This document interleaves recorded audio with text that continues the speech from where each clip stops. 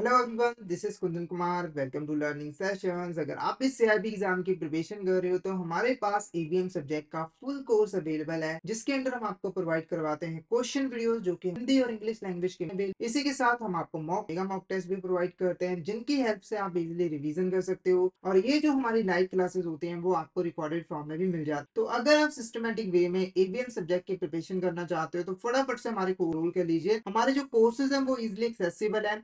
अगर आप एक एंड्रॉइड यूजर हो तो IIBF learning centre app download कर लीजिए गूगल प्ले स्टोर से। और अगर आप एक iOS यूजर हो तो माई इंस्टीट्यूट ऐप डाउनलोड कर लीजिए। ऐप में आपको ऑर्गेनाइजेशन कोड यूज करना है GEG के। फटाफट से इन एप्लीकेशन को डाउनलोड कर लीजिए, हमारे कोर्स एनरोल कर लीजिए। और अगर आप अभी हमारे कोर्स में एनरोल करते हो तो आपको लगभग 82% का ऑफ मिल जाता है हमारे कोर्सेज पे, जिसके लिए आपको कूपन कोड यूज करना है आशीष। तो फटाफट से इस कूपन कोड का यूज करके हमारे कोर्स में एनरोल कर लीजिए। और हमारे टेलीग्राम चैनल को भी जरूर ज्वाइन कर लीजिए, क्योंकि हम इसमें एग्जाम से रिलेटेड, क्लासेस से रिलेटेड जितने भी इंपॉर्टेंट अपडेट्स हैं वो डालते रहते हैं। और अगर आपको भी किसी भी तरह की क्वेरी आती है तो आप इस चैनल पे हमें मैसेज कर सकते हो। तो फटाफट से हमारे टेलीग्राम चैनल को ज्वाइन कर लीजिए ताकि कोई इंपॉर्टेंट अपडेट आपसे मिस ना हो जाए। इसका लिंक आपको वीडियो के डिस्क्रिप्शन बॉक्स में मिल। तो शुरू करते हैं आज का टॉपिक। तो आज इस लेक्चर में हम लोग क्रेडिट मैनेजमेंट के बारे में पढ़ने वाले हैं और इससे रिलेटेड कुछ इंपॉर्टेंट क्वेश्चंस को डिटेल में डिस्कस करने वाले हैं। तो फटाफट से इस सेशन को शेयर कर दीजिए अपने फ्रेंड्स के साथ, कलीग के साथ, ताकि वो भी इस सेशन का बेनिफिट ले। तो शुरू करते हैं। तो सबसे पहले हम क्रेडिट का मतलब समझते हैं कि क्रेडिट बेसिकली क्या, ठीक है। तो नॉर्मली देखो, एक जो बैंक होता है वो यहाँ पर जनरल पब्लिक से डिपॉजिट के फॉर्म में मनी को एक्सेप्ट करता है, ठीक है। और उस डिपॉजिट से जो भी पैसा आता है उससे वो लोन एंड एडवांसेस प्रोवाइड करता है और इन्वेस्टमेंट कर, ठीक है। तो ये जो लोन एंड एडवांसेस होते हैं जो कि एक बैंक प्रोवाइड करता है, इसी को हम यहाँ पर क्या है, क्रेडिट क्या, क्लियर है। एक बैंक नॉर्मल पब्लिक को, कॉर्पोरेशंस को, गवर्नमेंट को जो भी लोन एंड एडवांसेस देता है वो हमारा क्रेडिट जो है वो कहलाता है। और क्रेडिट मैनेजमेंट के अंदर हम इसी क्रेडिट को जो है वो मैनेज कर, ठीक है। तो क्रेडिट मैनेजमेंट के अंदर एक बैंक क्रेडिट से रिलेटेड जितनी भी एक्टिविटीज होता है उसको मैनेज करता है, ताकि जो क्रेडिट एक्टिविटीज है उनको सही तरीके से परफॉर्म किया जाए और बैंक के जो फंड्स हैं वो सेफ। क्योंकि देखो, जब एक बैंक लोन देता है, ठीक है, जब एक बैंक लोन या एडवांस देता है तो वहां पर क्या होता है, बैंक रिस्क फेस करता है। तो बैंक के लिए जरूरी होता है कि वो यहाँ पर जो क्रेडिट एक्टिविटीज उसी तरीके से करें ताकि उसने जो भी लोन दिया है वो इंटरेस्ट के साथ वो पैसा उसको वापस, क्लियर है। तो क्रेडिट मैनेजमेंट एक ऐसी प्रोसेस होती है जिसके अंदर क्रेडिट से रिलेटेड जितनी भी एक्टिविटीज होती है उनको प्रॉपरली मैनेज किया जाता है, ताकि जो बैंक है उसके फंड्स सेफ रहे और उसको ज्यादा से ज्यादा प्रॉफिट्स भी रिसीव हो। तो आई होप आपको यहाँ पर क्रेडिट मैनेजमेंट का जो मीनिंग है वो अच्छे से क्लियर हो गया होगा। अब इससे रिलेटेड जो क्वेश्चंस है उसको फटाफट से हम डिस्कस कर ले। तो फर्स्ट क्वेश्चन हमारा देखो क्या है, dash refers to the process of controlling monitoring the credit extended to customer और client and it involves minimising the risk of non payment और डिफ। एक ऐसे प्रोसेस जिसके अंदर हमने अपने कस्टमर और क्लाइंट्स को जो भी क्रेडिट फैसिलिटीज प्रोवाइड की है उसको हम कंट्रोल करते हैं, मॉनिटर करते हैं, ताकि नॉन पेमेंट का जो रिस्क है, डिफॉल्ट का जो रिस्क है उसको हम मिनिमाइज कर। पहला क्रेडिट इवैल्यूएशन, दूसरा क्रेडिट मैनेजमेंट, तीसरा डेट कलेक्शन या फिर क्रेडिट पॉलिसी डेवलप। तो option B is a correct, credit management is a correct answer. Next question देखो यहाँ पर, the principles of credit management are fundamental guidance and best practice that organizations follow to effectively manage their credit activities. Which of these principle and explanation is not correct? ठीक है। तो जो हमारे principles होते हैं क्रेडिट मैनेजमेंट के,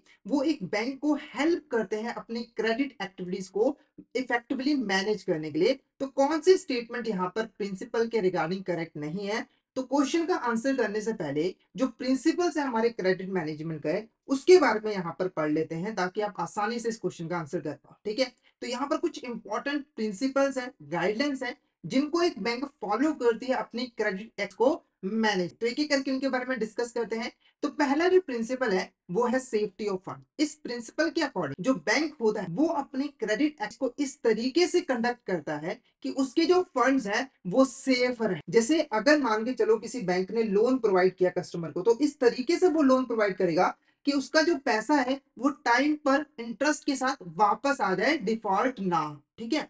उसके बाद नेक्स्ट है हमारा पर्पस। इस प्रिंसिपल के अकॉर्डिंग एक बैंक सिर्फ और सिर्फ उन्हीं पर्पस के लिए लोन प्रोवाइड करता है जो कि उसके ऑब्जेक्टिव के अकॉर्डिंग। जैसे XYZ लिमिटेड कंपनी मानता है कि हमें सिर्फ और सिर्फ एग्रीकल्चर के लिए लोन देना है, तो वो इस प्रिंसिपल को फॉलो करके सिर्फ और सिर्फ एग्रीकल्चर के लिए ही लोन प्रोवाइड करेगा। नेक्स्ट प्रिंसिपल है हमारा प्रॉफिटेबिलिटी। तो इस प्रिंसिपल के अकॉर्डिंग जो बैंक है वो कोशिश करता है कि उसको अपनी क्रेडिट से ज्यादा प्रॉफिट हो, यानी कि इस तरीके से वो लोन एडवांसेस प्रोवाइड करे कि उनको मैक्सिमम प्रॉफिट जो है वो हो। उसके बाद नेक्स्ट प्रिंसिपल है हमारा लिक्विडिटी। लिक्विडिटी प्रिंसिपल कहता है कि जो बैंक है ना उसको अपने पास सफिशिएंट लिक्विडिटी मेंटेन करके रखना है ताकि वो आसानी से अपनी शॉर्ट टर्म फाइनेंशियल ऑब्लिगेशन को फुलफिल कर पाए। क्लियर है? तो क्रेडिट एक्टिविटीज इस तरीके से परफॉर्म की जाएगी कि बैंक के पास हमेशा शॉर्ट टर्म फाइनेंशियल ऑब्लिगेशन को फुलफिल करने के लिए फंड्स अवेलेबल हो और लिक्विड फॉर्म में अवेलेबल, ताकि वो इंसॉल्वेंट ना हो। नेक्स्ट प्रिंसिपल है हमारा सिक्योरिटी। सिक्योरिटी प्रिंसिपल कहता है कि हमें जो क्रेडिट ट्रांजेक्शन है वो हमेशा सिक्योर तरीके से करना, मतलब कि जो डिफॉल्ट के चांसेस हैं, फ्रॉड के चांसेस हैं, उसको हमें मिनिमाइज करने हैं। अच्छे तरीके से पेपर वर्क करना है, प्रॉपर रूल्स को फॉलो करना है ताकि डिफॉल्ट, फ्रॉड और अदर रिस्क को हम मिनिमाइज कर पाए। उसके बाद नेक्स्ट प्रिंसिपल है रिस्क स्प्रेड। तो इस प्रिंसिपल के अकॉर्डिंग बैंक क्या करता है, अपने रिस्क को डिवर्सिफाई करता है, यानी कि एक पर्टिकुलर सेक्टर में लोन देने की बजाय वो मल्टीपल सेक्टर में लोन देता है ताकि अगर एक सेक्टर फेल भी हो जाए तो उसका सारा का सारा पैसा जो है वो ना डूबे। तो ये कुछ इंपॉर्टेंट प्रिंसिपल्स होते हैं हमारे क्रेडिट मैनेजमेंट के, जो कि एक बैंक फॉलो करता है जब भी वो क्रेडिट मैनेजमेंट करता है। अब वापस आते हैं यहाँ पर क्वेश्चन पे। क्वेश्चन क्या कह रहा था, कौन सा प्रिंसिपल और उसकी जो एक्सप्लेनेशन है वो करेक्ट नहीं है। अब क्योंकि आप प्रिंसिपल्स के बारे में अच्छे तरीके से जान चुके हो तो आप आसानी से इसका आंसर कर सकते हो। पहला प्रिंसिपल है सिक्योरिटी और इसके अंदर क्या है, taking appropriate measures to protect against loss due to non payment. Non payment से जो भी लॉसेस हो सकते हैं उससे अपने आप को प्रोटेक्ट करने के लिए हमें कुछ मेजर्स लेने हैं, कुछ स्टेप्स लेने हैं। तो ये बिल्कुल सही। उसके बाद है प्रॉफिटेबिलिटी। तो इसके अंदर क्या है कि हमें रिस्क और रिवॉर्ड के बीच में प्रॉपर बैलेंस बनाना ताकि हमारी जो प्रॉफिटेबिलिटी हो वो मैक्सिमम हो। तो ये भी स्टेटमेंट करेक्ट। उसके बाद नेक्स्ट जो स्टेटमेंट है वो क्या है, लिक्विडिटी से रिलेटेड है। ये क्या कह रहा है, ensure that credit activities are conducted in a manner that safeguard the organisation funds from undue risk और लॉस। यानी कि हमें ये प्रिंसिपल बताता है कि क्रेडिट एक्टिविटीज इस तरीके से कंडक्ट की जाए कि जो ऑर्गेनाइजेशन के फंड्स हैं उसको हम सेव करके रख सके। तो ये जो स्टेटमेंट है वो गलत है क्योंकि ये जो प्रिंसिपल है वो हमारा सेफ्टी वाला प्रिंसिपल है। ठीक है, ऑप्शन डी देखते हैं, risk spread, diversifying credit exposure across different customer to minimise risk concern. तो जो क्रेडिट एक्सपोजर है, जो बैंक एक लोन देता है उसको हमें डिवर्सिफाई करना है अलग अलग कस्टमर ताकि जो रिस्क ऑफ कंसंट्रेशन माइज करे। तो ये स्टेटमेंट बिल्कुल करेक्ट है। तो ऑप्शन सी हमारा यहाँ पर क्या होगा, करेक्ट आंसर होगा। ये जो है स्टेटमेंट सही नहीं। ठीक है, तो ऑप्शन सी हमारे यहाँ पर क्या होगा, करेक्ट। नेक्स्ट क्वेश्चन देखो हमारा, विच of this is not a type of borrower. इसमें से कौन सा हमारा बोरोवर का टाइप नहीं है। तो जल्दी देखो, जब एक बैंक लोन देता है तो कई सारे बोरोवर्स आते हैं उनके पास, जैसे कि कोई इंडिविजुअल आ सकता है, कोई कंपनी आ सकती है या फिर कोई गवर्नमेंट भी आ सकती है, उसको भी बैंक यहाँ पर लोन दे सकता है। तो आंसर जो रहेगा वो ऑप्शन रहेगा इन्वेस्टर। ये हमारा बोरोवर की टाइप नहीं है। बाकी ये तीन हमारे इंपॉर्टेंट की टाइप है। ठीक है, अब कुछ यहाँ पर हम बोरोवर्स जो बेसिक टाइप है उसके बारे में डिस्कस कर लेते हैं और उसके ऊपर कौन सा लॉ एप्लीकेबल होता है उसके बारे में हम डिस्कस, क्योंकि एज अ बैंकर आपको इसके बारे में पता होना चाहिए कि अगर कोई इंडिविजुअल आ रहा है तो उसके साथ कौन सा लॉ जो है वो एप्लीकेबल होगा ताकि आगे चल के कोई प्रॉब्लम हो तो आप उस लॉ का यूज करके सोल्यूशन। ठीक है, तो सबसे पहले बात करते हैं टाइप ऑफ बोरोवर की। तो इसमें आता है हमारा इंडिविजुअल और इसके साथ कौन सा लॉ डील करता है, इंडियन कॉन्ट्रैक्ट एक्ट 18। उसके बाद है सोल प्रोप्राइटरी फर्म, इसके साथ डील करता है Indian partnership act. Hindu undivided family, इसके साथ session act 1956। One person company, companies act 2013। Partnership firm, Indian partnership act 1932। उसके बाद लिमिटेड लाइबिलिटी, तो ये हमारा लिमिटेड लाइबिलिटी पार्टनरशिप एक्ट 2008 के अंदर आता है। Joint venture through special purpose vehicle, तो इसके लिए जो रेलेवेंट कॉन्ट्रेक्चुअल एग्रीमेंट है और जो कंपनीज एक्ट है वो दोनों एप्लीकेबल होते हैं। उसके बाद प्राइवेट एंड पब्लिक लिमिटेड, तो इसके अंदर कंपनीज एक्ट आ जाते हैं, मतलब कंपनी एक्ट जो है वो एप्लीकेबल होता है। उसके बाद जो स्टैट्यूटरी कॉर्पोरेशंस है जिनके लिए एक स्पेशल एक्ट पास किया जाता है उनके ऊपर रिस्पेक्टिव एक्ट ही एप्लीकेबल होते हैं। जैसे LIC कॉर्पोरेशन है तो उसके ऊपर LIC एक्ट ही एप्लीकेबल होता है। उसके बाद बात करते हैं ट्रस्ट। ट्रस्ट के केस में हमारा इंडियन ट्रस्ट एक्ट 1882 एप्लीकेबल होता है। उसके बाद public trust act of different states के जो पब्लिक ट्रस्ट एक्ट है वो एप्लीकेबल होते हैं। रिलीजियस चैरिटेबल एंडोमेंट एक्ट ये भी एप्लीकेबल होता है। उसके बाद है रियल एस्टेट इन्वेस्टमेंट ट्रस्ट, तो इसके ऊपर इंडियन ट्रस्ट एक्ट 82 एप्लीकेबल होता है और security exchange board of India act applicable होता है। उसके बाद कोऑपरेटिव सोसाइटी के ऊपर corporate society act 1912, multi state society act 2002 और state specific cooperative society act जो है वो एप्लीकेबल। क्लब एंड एसोसिएशन के ऊपर जो रिस्पेक्टिव लॉज हैं जिसके अंदर वो रजिस्टर्ड है वो एप्लीकेबल होते हैं। लोकल अथॉरिटीज के केस में जो रेलेवेंट लोकल गवर्नमेंट लॉज हैं वो एप्लीकेबल होते हैं। इंस्टीट्यूशन में स्पेसिफिक जो लॉ बनाए हैं वो एप्लीकेबल होते हैं। गवर्नमेंट डिपार्टमेंट के केस में जो गवर्नमेंट रेगुलेशंस हैं वो एप्लीकेबल होते हैं। तो ये डिफरेंट डिफरेंट बॉर्वर्स है और लॉज हैं जो कि उसके ऊपर एप्लीकेबल होता है। तो एक एज अ बैंकर आपको ध्यान रखना है कि कौन बॉरोवर है और कौन सा लॉ उसके ऊपर एप्लीकेबल हो। क्वेश्चन देखो हमारा क्या है, which of the following state accurately describe fund based and non fund based credit. सबसे पहले फंड बेस्ड और non fund based credit facilities होते क्या है इसका, तो यहाँ पर देखो एक बैंक जितनी भी क्रेडिट फैसिलिटीज प्रोवाइड करता है तो वो कैटेगरीज में डिवाइड कर, पहला होता है फंड बेस्ड क्रेडिट फैसिलिटी और दूसरा होता है हमारा non fund based credit facilities. ठीक है, अब ये होते क्या है तो एक एक करके इसके बारे में डिस्कस करते हैं। तो पहले बात करते हैं fund based credit. Fund based credit facility क्या है, एक बैंक अपने बोरवर को एक्चुअली में फंड ट्रांसफर कर, जैसे एग्जांपल के मान के चलो एक ए पर्सन है वो बैंक के पास आता है और कहता है कि मुझे 5 लाख रुपए का यहाँ पर लोन, तो बैंक ने क्या किया यहाँ पर 5 लाख रुपए जो है ए पर्सन को ट्रांसफर कर। ये जो क्रेडिट फैसिलिटी है ये हमारा कहलाता है फंड बेस्ड क्रेडिट फैसिलिटी, जिसके अंदर बैंक ने एक्चुअली में फंड ट्रांसफर किया है बोरवर को हार्ड कैश प्रोवाइड। ठीक है, non fund based credit facility के अंदर जो बैंक वो एक्चुअली में फंड ट्रांसफर करता है बोरवर को, बल्कि बोरवर की गारंटी देता है थर्ड पार्टी को, जिसकी वजह से बोरवर को थर्ड पार्टी से लोन वगैरह मिल पाता है, फंड मिल पाता है। जैसे एग्जांपल के मान के चलो ए और बी पर्सन, ठीक है, ए पर्सन को यहाँ पर 5 लाख रुपए का लोन चाहिए था बी पर्सन से, पर बी पर्सन यहाँ पर बिना गारंटी के इसके लोन नहीं देता। तो ये क्या करता है अपने बैंक के पास जाता है और कहता है कि आप मेरी गारंटी दे दो जिससे मुझे लोन, तो बैंक ने यहाँ पर बी को गारंटी प्रोवाइड की कि आप इसको 5 लाख रुपए का यहाँ पर लोन दे दो और ये टाइम पर पैसा आपको वापस कर दे। बाई चांस अगर नहीं करता है तो उस केस में पैसा मैं वापसूंगा। तो बी ने बैंक की गारंटी के ऊपर इसको पैसा दे दिया। तो इस एग्जांपल में देखो कि जो बैंक है उसने एक्चुअली में फंड ट्रांसफर नहीं किया है बोरवर को अपने कस्टमर को, बल्कि उसने सिर्फ इसकी गारंटी दी है थर्ड पार्टी को, जिससे थर्ड पार्टी से बोरवर को यहाँ पर है वो मिल गया है। ठीक है, तो इस तरह की क्रेडिट फैसिलिटी को हम non fund based credit facility जो है वो कहे। अब कौन से स्टेटमेंट इसको डिस्क्राइब करिए, तो पहली स्टेटमेंट देखो, fund based credit facility provide guarantee to third parties on behalf of borrower while non-fund based facilities involve direct fund assistance। तो ये बिल्कुल ऑपोजिट क्या है, बिल्कुल ऑपोजिट है, तो ये बिल्कुल सही नहीं। उसके बाद fund based credit facilities are typically used for short term financing needs while non fund based facilities are used for long term financing, भी गलत है। उसके बाद देखो fund based credit facilities involve actual transfer of funds from the lender to borrower while non-fund based facilities provide guarantee third parties on behalf of borrower। तो ये जो statement है ये प्रॉपर्ली डिफाइन करी है। फंड बेस्ड फैसिलिटी के अंदर actual transfer होता है फंड्स का बैंक से बोरवर के पास, और नॉन फंड बेस्ड फैसिलिटी के अंदर सिर्फ और सिर्फ बैंक क्या करता है, गारंटी प्रोवाइड करता है थर्ड पार्टी को बोरवर के बिहाफ में। तो ऑप्शन सी हमारा यहाँ पर क्या होगा, करेक्ट। फोर्थ ऑप्शन भी देख लो, तो इसमें बोल रहा है कि जो फंड बेस्ड है वो non banking financial company provide करती है और जो नॉन फंड बेस्ड है वो ट्रेडिशनल बैंक प्रोवाइड करती है। तो ये बिल्कुल गलत है, ये स्टेटमेंट बिल्कुल सही नहीं है। तो ऑप्शन सी हमारा यहाँ पर क्या होगा, करेक्ट। कुछ यहाँ पर हम देखेंगे कि फंड बेस्ड में कौन कौन सी फैसिलिटीज आती हैं और नॉन फंड बेस्ड में कौन सी आती है। सबसे पहले देखो फंड बेस्ड के अंदर ब्रॉडली कैटेगरीज में डिवाइड करें तो इसके अंदर हमारा वर्किंग कैपिटल आता है, लोन्स आता है और रिटेल प्रोडक्ट और एक्सपोर्ट। वर्किंग कैपिटल के अंदर cash credit facility, cash credit, pledge credit facility, bill purchase discount और ओवरड्राफ्ट आया। लोन के अंदर हमारे टर्म आते हैं। रिटेल प्रोडक्ट्स के अंदर हाउसिंग लोन्स, एजुकेशन, अदर आ जाते हैं, व्हीकल लोन। एक्सपोर्ट क्रेडिट के अंदर प्री शिपमेंट एक्सपोर्ट क्रेडिट और पोस्ट शिपमेंट क्रेडिट आ जाता है। उसके बाद अगर हम यहाँ पर नॉन फंड बेस की बात करें जिसमें हमारी बैंक गारंटी पहले नंबर पे आती है, जिसके अंदर फाइनेंशियल गारंटी और पर्सनल गारंटी और डीपीजी आ जाता है।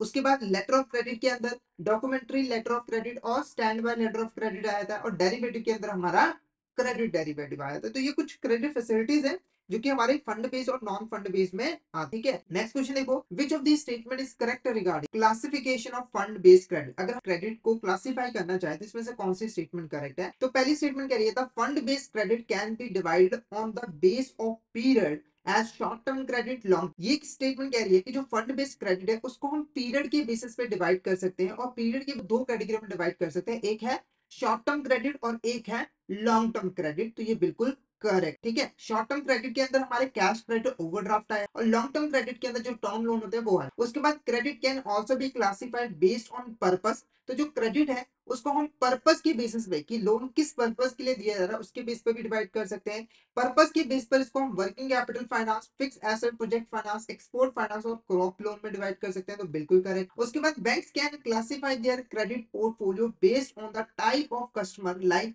कॉर्पोरेट, एमएसएमई, रिटेल और एग्रीकल्चर। तो बैंक एक अपने क्रेडिट पोर्टफोलियो को कस्टमर के टाइप के हिसाब से भी डिवाइड कर सकते हैं, जिसके ऊपर हमारे कॉर्पोरेट लोन आ जाते हैं, एमएसएमई लोन आ जाते हैं, रिटेल लोन आ जाते हैं और एग्रीकल्चर लोन। तो ये भी स्टेटमेंट करेक्ट है। उसके बाद fund based credit can be divided as letter of credit, co acceptance of bills, forward contracts and derivative. तो ये स्टेटमेंट गलत है, क्योंकि जो ये सारी फैसिलिटीज है वो हमारे नॉन फंड बेस्ड में आ जाती है, ये फंड बेस्ड में नहीं आ। तो पहली तीन स्टेटमेंट हमारी करेक्ट है, चौथी स्टेटमेंट गलत है। तो ऑप्शन बी हमारी यहाँ पर क्या होगा, करेक्ट आंसर। क्या होगा, option B is the correct answer. Next question देखो, which of the following not a typical component of credit management. जैसे कौन सा हमारे यहाँ पर क्रेडिट मैनेजमेंट का कंपोनेंट नहीं होता है। तो इस क्वेश्चन का आंसर करने से पहले कंपोनेंट्स ऑफ क्रेडिट मैनेजमेंट के बारे में पढ़ लेते हैं, ताकि आप आसानी से यहाँ पर है वो कर पाए, ठीक है। तो बहुत सारे यहाँ पर कंपोनेंट होते हैं क्रेडिट मैनेजमेंट के अंदर, बहुत सारे हमें फंक्शंस परफॉर्म करने पड़ते हैं, ताकि जो क्रेडिट फैसिलिटीज है वो सही तरीके से प्रोवाइड की जा सके, ठीक है।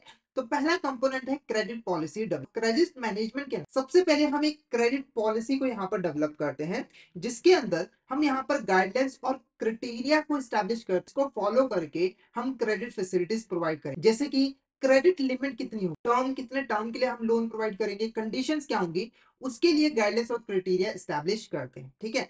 उसके बाद करते हैं क्रेडिट इवैल्यूएशन, ठीक है। जैसे ही कोई पर्सन आता है बैंक के पास के लिए, तो हम लोग क्रेडिट पॉलिसी के अकॉर्डिंग उसकी क्रेडिट इवैल्यूएशन करते हैं। क्रेडिट इवैल्यूएशन करने का मतलब है कि सामने वाले पर्सन क्रेडिट वर्दीनेस को चेक करते हैं, कि जो लोन वो हमसे लेने आया है, ठीक है, क्या वो टाइम आने पर हमारा लोन वापस करेगा या फिर नहीं करेगा। तो क्रेडिट इवैल्यूएशन के अंदर हम पर्सन की फाइनेंशियल हिस्ट्री चेक करते हैं, उसके क्रेडिट स्कोर को चेक करते हैं, पेमेंट बिहेवियर चेक करते हैं, ताकि उसकी क्रेडिट वर्दीनेस को जाना जाए। अगर किसी पर्सन की फाइनेंशियल हिस्ट्री अच्छी नहीं है, क्रेडिट स्कोर गंदा है और पेमेंट बिहेवियर भी अच्छा नहीं है, तो हम उसको लोन। उसके बाद नेक्स्ट आता है कंपोनेंट हमारा क्रेडिट अप्रूवल। तो इसके अंदर हमने जो भी क्रेडिट वर्दीनेस चेक की है, यानी कि जो भी क्रेडिट इवैल्यूएशन की है, उसके बेस पर या तो जो क्रेडिट फैसिलिटी है उसको अप्रूव कर देते हैं या फिर डिनाई कर, ठीक है। नेक्स्ट जो हमारा कंपोनेंट है वो है क्या है, क्रेडिट लिमिट सेट। जब हम एक यहाँ पर क्रेडिट फैसिलिटी को अप्रूव कर, पर्सन आया, उसने कहा कि मुझे लोन चाहिए और हमने अप्रूव कर दिया कि हाँ इसको हम लोन दे सकते हैं, उसके बाद हम करते हैं क्रेडिट लिमिट सेटिंग, कि इस पर्सन को हम मैक्सिमम कितना लोन, 5 लाख का, 10 लाख का, 6 लाख का, ये हम यहाँ पर देंगे।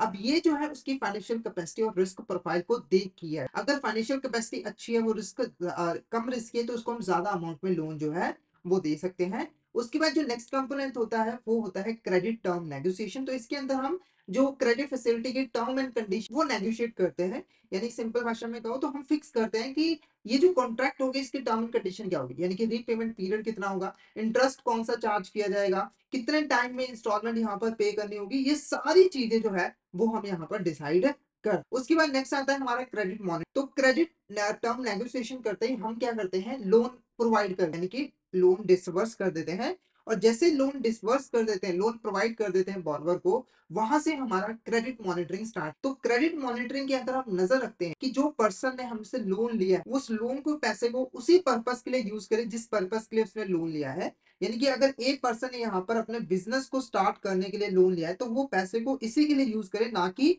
जुए में उड़ा दे। तो ऐसा बिल्कुल भी नहीं हो। ये कैसे पॉसिबल होगा, हमें नजर रखनी है कि पैसे को किस तरीके से यूज किया जाए। उसके बाद नेक्स्ट हमारा क्या है, डेट कलेक्शन। तो इसके अंदर हम डेट को कलेक्ट करते हैं, यानी कि टाइम पीरियड पूरा हो गया है, अब हमें पैसा वापस चाहिए। तो इसके अंदर हम रिमाइंडर सेट करते हैं, सेंड करते हैं, स्टेटमेंट्स इशू करते हैं, और जरूरत पड़ने पर अगर मान के चलो बॉर्रोवर लोन नहीं दे पा रहा है, तो उसको रीस्ट्रक्चर भी करते हैं, उसकी टर्म एंड कंडीशन को थोड़ा चेंज भी करते हैं, मॉडिफाई भी कर, ठीक है। फाइनली यहाँ पर डेट हम कलेक्ट कर लेते हैं। उसके बाद आता है हमारा रिस्क मैनेज। तो रिस्क मैनेजमेंट के अंदर हम क्या करते हैं, जो भी हमारा क्रेडिट रिस्क, जब भी एक बैंक लोन देता है तो वो क्रेडिट रिस्क बियर कर, क्रेडिट रिस्क को वो मैनेज कर, नॉन पेमेंट का, डिफॉल्ट का, फ्रॉड के जो भी चांसेस होते हैं उसको आइडेंटिफाई करता है और उसके लिए स्टेप्स लेता है, ताकि उसके रिस्क से बचा जा सके। और लास्ट में आता है हमारा क्रेडिट रिपोर्टिंग। तो इसके अंदर जो भी क्रेडिट इंफॉर्मेशन अवेलेबल होती है बैंक के पास, वो उसको क्रेडिट ब्यूरो और आरबीआई के पास जो है वो सबमिट करवाता है। ये सारे हमारे कंपोनेंट होते हैं क्रेडिट मैनेजमेंट। क्रेडिट मैनेजमेंट के अंदर हमें ये सारे फंक्शन जो है वो परफॉर्म करने पड़ते हैं, ठीक है। अब हमारा क्वेश्चन देख लेते हैं। क्वेश्चन क्या कह रहा है, which of the following is not a typical component of credit management. तो पहला कंपोनेंट क्या है, analysing customer financial history to assess credit वर्दीनेस। तो हम लोग को अच्छे तरीके से एनालाइज करें ताकि उसकी क्रेडिट वर्दीनेस को चेक किया जाए। तो ये हमारा इंपॉर्टेंट कौन सा कंपोनेंट है, क्रेडिट इवैल्यूएशन का। उसके बाद setting credit limit based on risk profile, तो ये भी हमारा एक इंपॉर्टेंट कंपोनेंट है। उसके बाद डिसाइडिंग वेदर टू अप्रूव और deny credit to customer based on the evaluation, तो ये भी हमारा एक इंपॉर्टेंट कंपोनेंट है, हमें डिसाइड करना है कि हमें लोन देना चाहिए या फिर नहीं।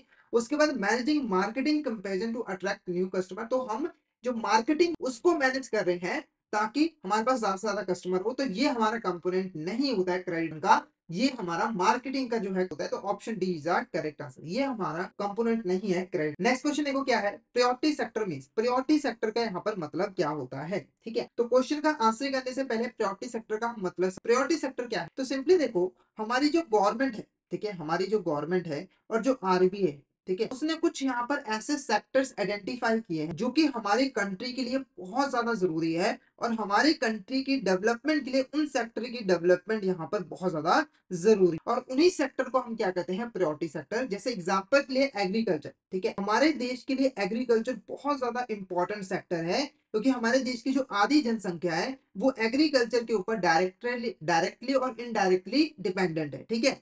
तो अगर हमें देश की डेवलपमेंट करनी है तो हमें एग्रीकल्चर की डेवलपमेंट यहाँ पर करनी होगी।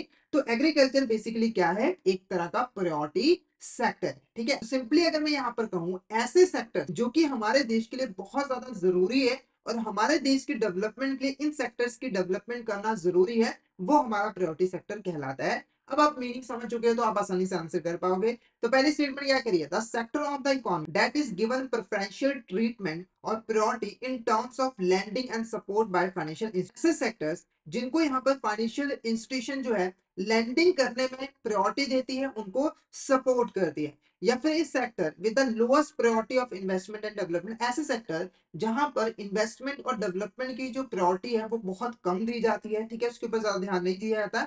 या फिर इट मींस दो sector which the government of India and Reserve Bank of India consider as important for the development of the country. तो option C is the correct answer. ऐसे सेक्टर जिनको government of India, Reserve Bank of India मानती है कि ये हमारे देश के डेवलपमेंट के लिए काफी ज्यादा इंपॉर्टेंट सेक्टर है, वो हमारे प्रायोरिटी सेक्टर जो है वो कहलाते हैं। और किसी सेक्टर को प्रायोरिटी सेक्टर मानना है, ठीक है, प्रायोरिटी सेक्टर का दर्जा देना है नहीं देना है, ये जो काम होता है वो रिजर्व बैंक ऑफ इंडिया का होता है, वो गवर्नमेंट के बिहाफ पर इसको परफॉर्म करती है, ठीक है। नेक्स्ट देखो क्या है, which of the following not a typical public priority sector, ठीक है, यहाँ पर कौन सा हमारे यहाँ पर प्रायोरिटी सेक्टर में नहीं आ, पहला agriculture and allied activity, micro and small enterprises, export oriented units, या फिर information technology and software development. तो option D is the correct answer, ये तीन हमारे यहाँ पर प्रायोरिटी सेक्टर के हैं। ये जो चौथा है information technology and software development, ये हमारा प्रायोरिटी सेक्टर के अंदर नहीं, ठीक है।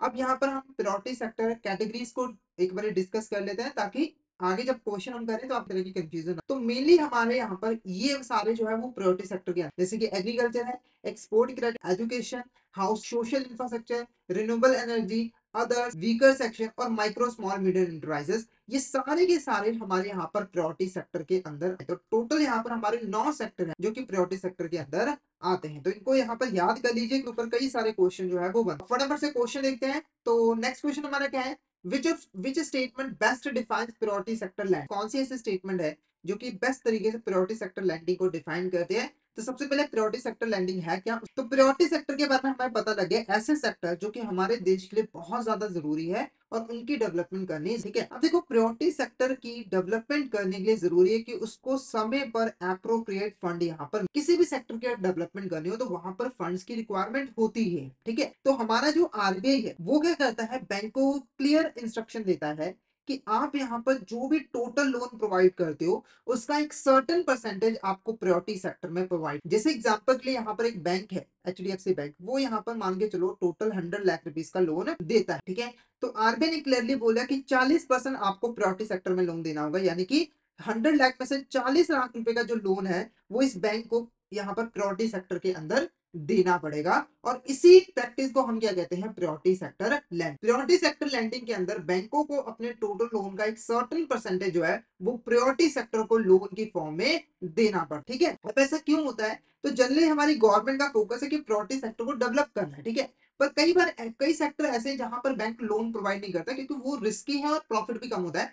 तो हमारी जो गवर्नमेंट है वो बैंकों को जबरदस्ती उस सेक्टर को लोन जो है वो प्रोवाइड करवाती है। ठीक है, अब आप मीनिंग समझ चुके हो तो आंसर भी आप दे दोगे। तो ऑप्शन ए कह रहा है एक government scheme providing subsidise loans to low income. तो प्रायोरिटी सेक्टर लैंडिंग एक ऐसे स्कीम है जिसके अंदर लो इनकम इंडिविजुअल को सब्सिडाइज लोन प्रोवाइड, या फिर a RBI policy requiring bank to direct a portion of their loan to specified priority sector. RBI की ऐसी पॉलिसी जिसके अंदर बैंकों को अपने टोटल लोन का एक सर्टेन परसेंटेज प्रायोरिटी सेक्टर को देना पड़ता है, या फिर एक voluntary initiative by banks to promote social responsibility through lending. ठीक है, एक वॉलेंटरी इनिशिएटिव जो कि बैंक खुद से लेता है ताकि वो अपनी सोसाइटी को फुलफिल कर पाए, या फिर financial inclusion programme focused on expanding access to credit और अनबैंक्ड पॉपुलेशन। तो option B is the correct answer. Option B is the correct answer. अब हम यहाँ पर कुछ प्रायोरिटी सेक्टर लैंडिंग नॉर्म्स के बारे में डिस्कस कर लेते हैं कि जो हमारी बैंक को प्रायोरिटी सेक्टर के रिगार्डिंग क्या क्या रूल्स, कैसे यहाँ पर लैंडिंग करनी पड़ती है। ठीक है, तो सबसे पहले बात करते हैं डोमेस्टिक कमर्शियल बैंक, जिसमें हम आरआरबी और स्मॉल फाइनेंस बैंक को एक्सक्लूड करते हैं, and foreign banks with 20 branches and above. ठीक है, तो यहाँ पर हम जितने भी प्रायोरिटी सेक्टर लैंडिंग नॉर्म्स की बात करेंगे वो एप्लीकेबल हो गए सारे के सारे domestic commercial bank except RRB और एसएफबी, और फॉरेन बैंक जिसकी 20 ब्रांच या फिर उससे ज्यादा। ठीक है, तो सबसे पहले बात करते हैं टोटल प्रायोरिटी सेक्टर लैंडिंग। तो इन बैंक्स को अपने एएनबीसी और सीईओबी का 40% जो है वो प्रायोरिटी सेक्टर को देना पड़ता है। अब ये एएनबीसी क्या है, तो एएनबीसी का नाम है हमारा एडजस्टेड नेट बैंक क्रेडिट, और सीईओबी का नाम credit equivalent two of balance sheet. ठीक है, इसमें हमारे फंड बेस्ड फैसिलिटीज आया और इसमें हमारे नॉन फंड बेस्ड फैसिलिटीज आया। तो एक बैंक की एएनबीसी और सीईओबी में से जो भी हायर है उसका 40% जो है उसे प्रायोरिटी सेक्टर में देना पड़ता है। जैसे एग्जांपल के मान के चलो, एक यहाँ पर एबीसी बैंक है, उसका जो एएनबीसी है वो कितना है, यहाँ पर 100 लाख रुपीज है। ठीक है, और जो उसका सीईओ बी है वो कितना है, 80 लाख रुपीज है। ठीक है, तो इन दोनों में से हायर कौन है, ये। तो यहाँ पर बैंक को अपने एएनबीसी का 40% जो है वो प्रायोरिटी सेक्टर में देना पड़ेगा, यानी 100 लाख का 40 लाख रुपीज उसको कहाँ पे देना पड़ेगा, प्रायोरिटी सेक्टर में लोन की फॉर्म में देना पड़ेगा। तो ये जो परसेंटेज है वो है टोटल। ठीक है, अब इसको भी पार्ट्स में डिवाइड किया है, तो 40% में से जो 18% है वो एग्रीकल्चर सेक्टर को देना पड़ेगा। ठीक है, और 18% में से 10% जो है वो स्मॉल एंड मार्जिनल फार्मर को देना पड़ेगा। उसके बाद 7.5% जो है वो माइक्रो इंटरप्राइजेस को देना पड़ेगा, और 12% जो है वो वीकर सेक्शन को ठीक है। उसके बाद बात करते हैं foreign banks with less than 20 branch, ऐसी फॉरेन बैंक जिसके 20 से कम ब्रांचेस। तो इसके लिए जो टोटल प्रायोरिटी सेक्टर नॉर्म है वो कितना है, 40% है, यानी कि इसको भी अपने एएनबीसी और सीईबीओ का 40% जो है वो प्रायोरिटी सेक्टर में देना पड़ेगा। हालांकि 40% में से 32% जो है वो एक्सपोर्ट के लिए दे सकता है। जैसे हमने देखा था ना, 9 प्रायोरिटी सेक्टर थे जिसमें से एक एक्सपोर्ट भी था, तो एक्सपोर्ट को जो है ये 32% जो है यहाँ पर लोन के फॉर्म में दे सकता है। इसकी प्रायोरिटी सेक्टर लैंडिंग जो है वो ठीक है, बाकी जो 8% रह गया है वो बाकी सेक्टर को दे सकता है। बाकी agriculture, micro enterprises, advances weaker section, ये इसके ऊपर एप्लीकेबल नहीं हो। नेक्स्ट बात करते हैं रीजनल रूरल बैंक की। जैसे हमने रीजनल रूरल बैंक और स्मॉल फाइनेंस बैंक को एक्सक्लूड कर दिया था, अब इसके क्या है, तो देखो रीजनल रूरल बैंक को खास करके इन सेक्टर के लिए ही बनाया गया है। तो इनको अपने अपने जो टोटल एएनबीसी और सीबी क्या है उसका 75% जो है टोटल प्रायोरिटी सेक्टर में देना पड़ता है, जिसमें से 18% जो है, जैसे 18% एग्रीकल्चर को, 10% हमारा स्मॉल मार्जिनल फार्मर को, माइक्रो इंटरप्राइजेस को 7.5%, और जो वीकर सेक्शन है उनको 15% जो है वो देना पड़ता है। उसके बाद है हमारा स्मॉल फाइनेंस, उसके बाद है हमारा स्मॉल फाइनेंस बैंक। तो स्मॉल फाइनेंस बैंक को टोटल प्रायोरिटी सेक्टर लैंडिंग 75% करनी पड़ती है। एग्रीकल्चर को 18%, 10% उसमें से स्मॉल मार्जिनल फार्मर को, और जो माइक्रो इंटरप्राइजेस को 7.5% जो है वो देना पड़ता है, और लास्ट में वीकर सेक्शंस को 12%। तो ये हमारे क्या थे, प्रायोरिटी सेक्टर लैंडिंग नॉर्म। इसके ऊपर कई सारे क्वेश्चन यहाँ पर बनते हैं। तो जितने भी नॉर्म्स है, जितने भी बैंकों पे अप्लाई होते हैं, उन सभी के बारे में मैंने आपको यहाँ पर बता दिया है। आई होप आपको यहाँ तक क्लियर हो। नेक्स्ट क्वेश्चन बात करते हैं, for which bank 40% of A and B और सीईओबी विच एवरेज है should go to priority sector advance. ऐसी कौन सी बैंक है जिसको अपने एएनबीसी और सीईबीओ का 40% जो है वो प्रायोरिटी सेक्टर में देना पड़ता है। पहला domestic commercial bank, foreign banks with 20 branches and above, foreign banks with less than 20 branches. तो हमारा जो आंसर रहेगा वो option D, all of the is correct answer. ये तीनों तरह की जो बैंक्स हैं इनको अब टोटल जो प्रायोरिटी सेक्टर लैंडिंग है वो 40% जो है वो करनी पड़ती है। नेक्स्ट क्वेश्चन देखो, which of this statement is correct regarding priority sector guidance for domestic bank. अगर हम डोमेस्टिक बैंक की बात करें तो कौन सी यहाँ पर गाइडेंस प्रायोरिटी सेक्टर से रिगार्डिंग करेक्ट है? पहला, 18% of ANBC CEBY whichever is higher should go to agriculture sector, 7.5% should go to micro enterprises, 12% should go to weaker sector. तो all of the what is the correct answer. तो इसके बारे में already हमने यहाँ पे जो है वो पढ़ा था, टेबल की फॉर्म में मैंने आपको करवा दिया, ठीक है। नेक्स्ट क्वेश्चन देखो क्या है, which of this statement is not correct regarding the agriculture finance under priority sector lending. तो जब एक बैंक एग्रीकल्चर फाइनेंस प्रोवाइड करती है तो प्रायोरिटी सेक्टर लैंडिंग के अंदर कौन सी स्टेटमेंट यहाँ पर करनी है? पहली है, for crop loan medium term pre and post harvest activities including transportation upper cap is 2। यानी कि अगर आपको क्रॉप लोन चाहिए, मीडियम टर्म लोन चाहिए या फिर प्री पोस्ट हार्वेस्टिंग एक्टिविटीज के लिए लोन चाहिए, तो जो मैक्सिमम लोन की अमाउंट है वो कितनी है? 2 करोड़ रुपीज है। यानी कि एक बैंक प्रायोरिटी सेक्टर के अंदर 2 करोड़ रुपीज का लोन दे सकता है। तो ये स्टेटमेंट बिल्कुल करेक्ट है। उसके बाद advance for period not exceeding 12 against negotiable warehouse receipt और 75 lakh and those against non NWR 50 lakh rupees shall be priority sector lend. कोई भी ऐसा लोन जिसकी जो पीरियड है वो 12 मंथ से नहीं करता है और जो लोन है वो नेगोशिएबल वेयर हाउस रिसिप्ट के अगेंस्ट लिया गया है, तो उसकी अगर अमाउंट 75 लाख, तो ये प्रायोरिटी के अंदर आएगा। अगर जो लोन है वो नेगोशिएबल वेयर हाउस रिसिप्ट के अगेंस्ट नहीं लिया गया है, तो उस केस में जो मैक्सिमम लोन की अमाउंट है क्या है? 50 लाख रुपीज। ये प्रायोरिटी सेक्टर लैंडिंग के अंदर आएगा। तो ये स्टेटमेंट यहाँ पर क्या है? बिल्कुल करेक्ट है। उसके बाद loan to cooperative societies of farmer for purchase और प्रोड्यूस ऑफ फार्मर्स और फार्मर प्रोड्यूसिंग कंपनी और farmer producer organisation up to 5 crore if undertake farming, ठीक है। तो अगर यहाँ पर हमारे जो कोऑपरेटिव सोसाइटी के फार्मर्स हैं जो कि यहाँ पर फार्मिंग करते और वो अपने मेंबर्स के प्रोड्यूस को खरीदने के लिए या फिर फार्मर प्रोड्यूसिंग कंपनी के प्रोड्यूस को खरीदने के लिए या फिर फार्मर प्रोड्यूसिंग ऑर्गेनाइजेशन के प्रोड्यूस को, फसल को खरीदने के लिए 5 करोड़ रुपए तक अगर बैंक से लोन लेते हैं तो वो हमारा प्रायोरिटी सेक्टर है। तो ये करेक्ट है। उसके बाद to agriculture infrastructure and food and agriculture processing up to 200 crore rupees shall be priority sector lend. अगर एग्रीकल्चर इंफ्रास्ट्रक्चर के लिए या फिर फूड एंड एग्रीकल्चर प्रोसेसिंग के लिए अप टू 200 करोड़ रुपीज का लोन दिया जाएगा, तो वो हमारा प्रायोरिटी सेक्टर के अंदर आएगा। तो ये स्टेटमेंट क्या है? गलत है। क्यों गलत है? क्योंकि यहाँ पर जो मैक्सिमम लोन की अमाउंट 100 करोड़ होती है, आपको 100 करोड़ रुपीज ही मिल सकते हैं। तो ऑप्शन डी हमारे यहाँ पर क्या होगा? करेक्ट होगा। क्योंकि क्वेश्चन क्या पूछ रहा था? कौन सी स्टेटमेंट हमारी करेक्ट नहीं है एग्रीकल्चर फाइनेंस से regarding under the priority sector lending? तो option D is correct. Next question देखो, which of the following does not qualify as priority sector lending eligible housing finance activity. तो हमारा एक important priority sector है housing finance, ठीक है। और housing finance priority sector के अंदर हमारा आ जाता है हाउसेस, जो रेजिडेंशियल प्रॉपर्टीज, घर रहने के लिए जो हम घर वगैरह बनाते हैं वो आ जाते हैं। तो इसमें कौन सा क्वालिफाई नहीं करता हाउसिंग फाइनेंस के अंदर? पहला क्या है? Construction of a new develop. आप एक नया डेवलिंग यूनिट बना रहे हो, एक नया घर बना रहे हो रहने के लिए, तो अगर उसकी कंस्ट्रक्शन करवाते हैं तो वो क्या आता है? बिल्कुल आता है। अगर आप इसके लिए लोन ले रहे हो तो वो प्रायोरिटी सेक्टर के अंदर आएगा। उसके बाद purchase of existing development dwelling unit, पहले से एक घर बना हुआ है उसको आप परचेज करो, तो ये भी हमारा हाउसिंग के अंदर आएगा। उसके बाद renovation of commercial property, commercial property है, कोई ऑफिस वगैरह है उसको आप रिनोवेट करा रहे हो, तो ये हमारा हाउसिंग के, ठीक है।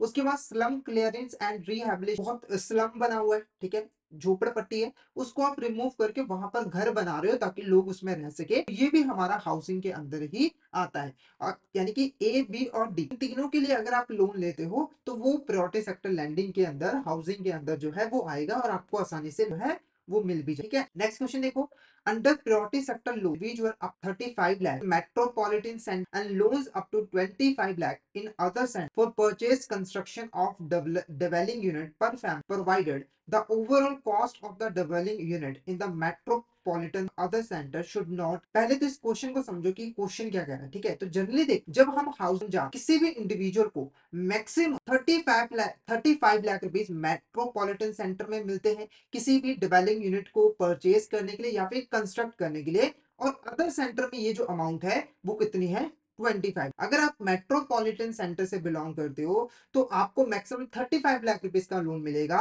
और अगर आप किसी और सेंटर से हो तो आपको मैक्सिमम 25 लाख रुपए का लोन जो है वो मिल, ठीक है। और ये जो लोन है वो डिवेलिंग यूनिट को, घर को बनाने के लिए या फिर बने बनाए घर को परचेज करने के लिए मिलता है।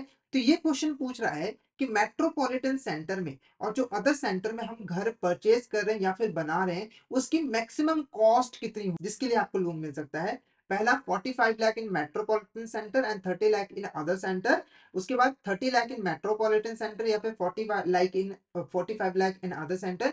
तो ऑप्शन ए हमारे यहाँ पर क्या है, करेक्ट। यानी कि अगर आप किसी घर को परचेज या फिर बनाने के लिए लोन ले रहे, ठीक है, तो मैक्सिमम आपकी जो कॉस्ट होनी चाहिए वो 45 लाख होनी चाहिए, इससे ज्यादा। और इसके लिए आपको लोन जो है वो मिलेगा मैक्सिमम कितना, 35, ठीक है। और अगर आप अदर सेंटर में कर रहे हो तो वहां पर ये जो कॉस्ट है वो 30 लाख से ज्यादा नहीं है। अगर 30 लाख से ज्यादा होगा तो आपको जो है लोन, ठीक है। तो option is correct. Next question देखो, under PSL which type of export credit automatically qualifies regardless of, इसमें से कौन सी ऐसी एक्सपोर्ट की टाइप जो कि प्रायोरिटी सेक्टर के लेंडिंग के अंदर ऑटोमेटिकली आ जाती है बिना किसी कंडीशन को फुलफिल। पहला, export credit to large corporation in any industry, या फिर export credit secured by large corporation, export credit for high tech manufacture, या फिर export credit to borrower engage agriculture में।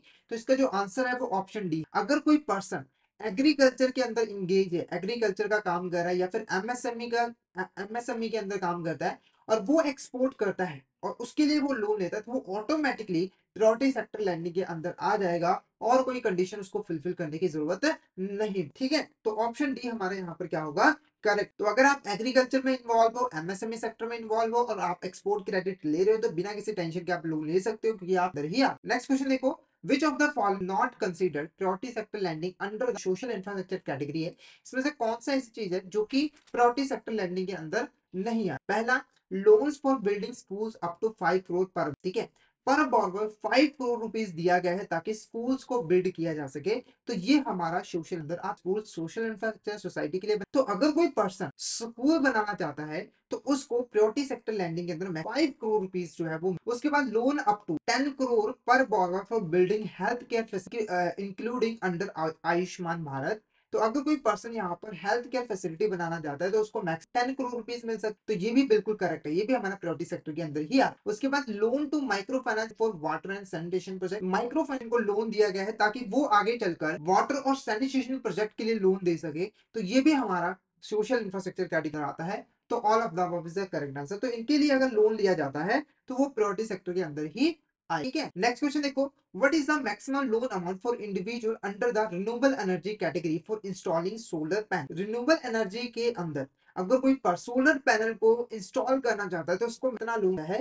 पहला है 10 lakh, 20 lakh, 30 lakh and no limit. तो आंसर क्या है, ऑप्शन है 10 लाख इज करेक्ट। तो अगर आप अपने घर पे कहीं पे सोलर पैनल लगवाना चाहते हो तो आपको प्रायोरिटी सेक्टर के अंदर मैक्सिमम 10 लाख रुपए का लोन जो है मिल सकता है। और ये जो लिमिट है वो पर बॉर्वर है कि पर बॉर्वर उसको 10 लाख। नेक्स्ट हमारा क्वेश्चन देखो क्या है, which of the following borrowers are not included under the weaker section under। अगर हम प्रायोरिटी सेक्टर की बात करें तो कौन सी ऐसी कैटेगरी जो कि वीकर सेक्शन के अंदर नहीं आती है। पहला, small marginal form, scheduled caste and scheduled tribe, self help group, या फिर एक्सपोर्टर। तो आंसर क्या है, option C exporter is the correct answer. इसकी जो कैटेगरी है वो अलग है, एक्सपोर्टर तो हमारा एक्सपोर्ट कैटेगरी में आता है, बाकी ये जो तीन वो हमारे वीकर सेक्शन के अंदर जो है वो आप, ठीक है। अब यहाँ पर हम डिटेल में डिस्कस कर लेते हैं कि वीकर सेक्शन के अंदर कौन कौन से लोन्स यहाँ पर आते हैं। सबसे पहले देखो small marginal farmer, small marginal farmer को जो लोन दिया गया है वो वीकर सेक्शन के अंदर आता है। उसके बाद artisans, village, cottage industry where individual credit limit do not exceed rupees. ऐसे आर्टिस्ट विलेज जहां पर इंडिविजुअल को हमने 1 लाख रुपए से ज्यादा लोन नहीं दिया है वो भी हमारे वीकर सेक्शन के अंदर है। उसके बाद beneficiaries under national rural livelihood mission, national urban livelihood, self employment for revelation manual, यानी कि इसमें जो भी बेनिफिशियरीज हैं वो सारे के सारे हमारे वीकर सेक्शन के अंदर आते हैं। उसके बाद scheduled caste and scheduled tribes, beneficiaries of differential rate of interest scheme, जो हमारे डिफरेंशियल रेट ऑफ इंटरेस्ट में जो बेनिफिशियरी है वो।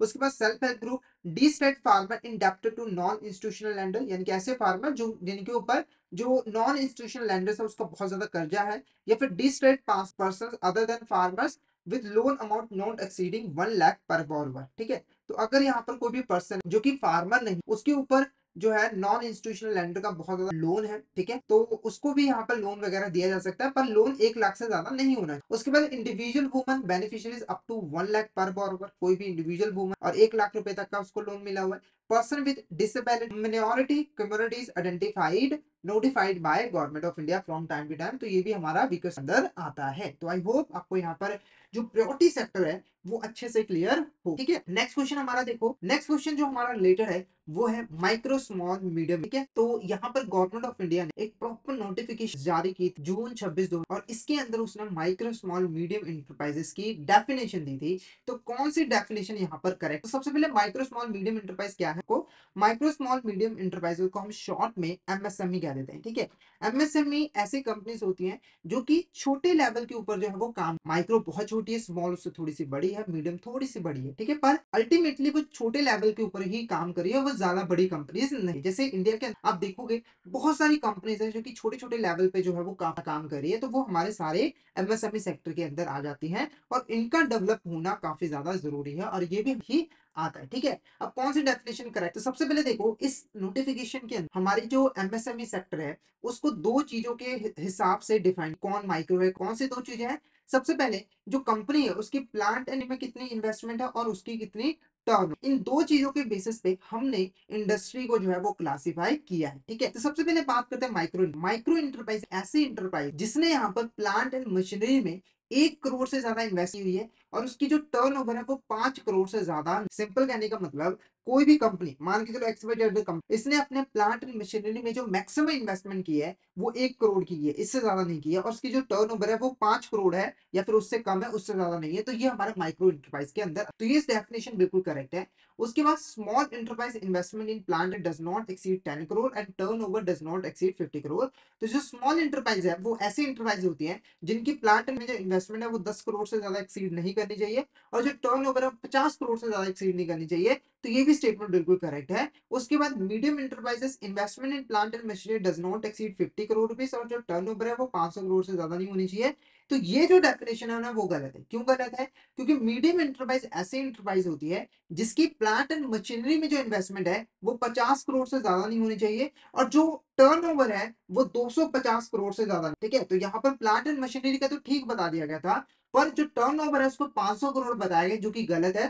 टर्नओवर जो है वो 250 करोड़ से ज्यादा नहीं हो। ठीक है, तो ये हमारी प्रॉपर डेफिनेशन है माइक्रो स्मॉल मीडियम इंटरप्राइजेस की। तो आई होप आप होगा। नेक्स्ट क्वेश्चन देखो, which of the following statement is true about collateral requirement for MS loan? ठीक है, देखो जब भी हम बैंक से लोन लेने जाते हैं तो लोन लेने के बदले में हमें एज अ सिक्योरिटी अपनी कोई एसेट गिरवी रखनी पड़ती है, जिसको हम कोलैटरल कहते हैं। ठीक है, अब जो एमएसएमई सेक्टर है उसको गवर्नमेंट डेवलप करना चाहिए चाहती है। ठीक है, तो हमारी गवर्नमेंट ने ना एमएसएमई सेक्टर को थोड़ी सी छूट दी। छूट देने का मतलब है कि ऐसे केसेस जहां पे उन्हें कोलैटरल देने की जरूरत नहीं होती। जैसे कि पहली स्टेटमेंट क्या कह रही है? Banks are mandated not to accept collateral security in case of loan up to 10 lakh extended to units। MSME bank के पास लोन लेने के लिए जा रहा है और लोन की अमाउंट वो 10 लाख से ज्यादा नहीं है, तो उस केस में जो बैंक है वो एमएसएमई सेक्टर से कोलैटरल डिमांड नहीं कर सकता, यानी कि बिना सिक्योरिटी के उसे लोन देना। तो ये स्टेटमेंट क्या है? बिल्कुल। उसके बाद banks are also advised to extend collateral free loans up to 10 lakh rupees all unit finance under Prime Minister Employment Generation Program। Prime minister employment generation programme के अंदर कोई भी एम सेक्टर, कोई भी कंपनी बैंक से loan लेने आती है, लोन की अमाउंट 10 लाख से ज्यादा नहीं है, तो उस केस में बैंक कोलैटरल नहीं ले। उसके बाद बैंक में on the basis of good track record and financial MSME increase the limit 20। यानी कि अगर बैंक को लगता है कि जो एमएसएमई सेक्टर है जो लोन लेने आया है बैंक के पास, उसकी फाइनेंशियल पोजीशन अच्छी है, उसका जो ट्रैक रिकॉर्ड है वो भी अच्छा है, तो उस केस में जो बैंक है वो 10 लाख की लिमिट को इंक्रीज करके 25 लाख रुपीस भी कर सकता है। तो ये भी स्टेटमेंट हमारे यहाँ पर क्या है? बिल्कुल करेक्ट है। तो all of the above is the correct, all of the above यहाँ पर क्या होगा? करेक्ट आंसर होगा। तो ये सभी के सभी स्टेटमेंट जो है वो करेक्ट है regarding the collateral requirement for MSME loan. ठीक है, तो अगर कोई एमएसएमई कंपनी है वो लोन लेना चाहती है तो 10 लाख रुपए तक उसको लोन मिल सकता है बिना किसी कोलैटरल के। अगर उसका ट्रैक रिकॉर्ड अच्छा हुआ तो उसको 25 लाख रुपए तक का भी लोन जो है वो। नेक्स्ट क्वेश्चन देखो, credit link capital subsidy scheme aims and facilitating technology upgradation by provide. तो credit link capital subsidy scheme एक ऐसी स्कीम है जिसकी हेल्प से हमारी जो गवर्नमेंट है वो यहाँ पर एमएसएमई को सपोर्ट करती है टेक्नोलॉजी को अपग्रेड कर। तो क्वेश्चन पूछ रहा था कि वो गवर्नमेंट कैसे हेल्प करती है एमएसएमई को। तो सिंपली देखो, इस स्कीम के अंदर जो हमारी गवर्नमेंट है वो एमएसएमई सेक्टर को कैपिटल सब्सिडी प्रोवाइड करती है। जब भी एमएसएमई सेक्टर टेक्नोलॉजी को अपग्रेड करने के लिए कोई भी मशीन खरीदता है या फिर कोई भी इक्विपमेंट खरीदता है, तो हमारी जो गवर्नमेंट है 15% तक की यहाँ पर कैपिटल सब्सिडी जो है वो प्रोवाइड कर देगी। यानी कि जो टोटल कॉस्ट है मशीन या इक्विपमेंट की, उसका 15% यहाँ पर गवर्नमेंट पे कर देगी। जैसे एग्जांपल पे मान के चलो, एबीसी लिमिटेड कंपनी है, ठीक है, एक एमएसएमई कंपनी है। उसको यहाँ पर क्या है, 100 लाख रुपए की एक नई मशीन खरीदनी है, जिसको लेने के लिए वो बैंक के पास गया, ठीक है, बैंक के पास उसने 100 लाख रुपए का लोन लिया, ठीक है।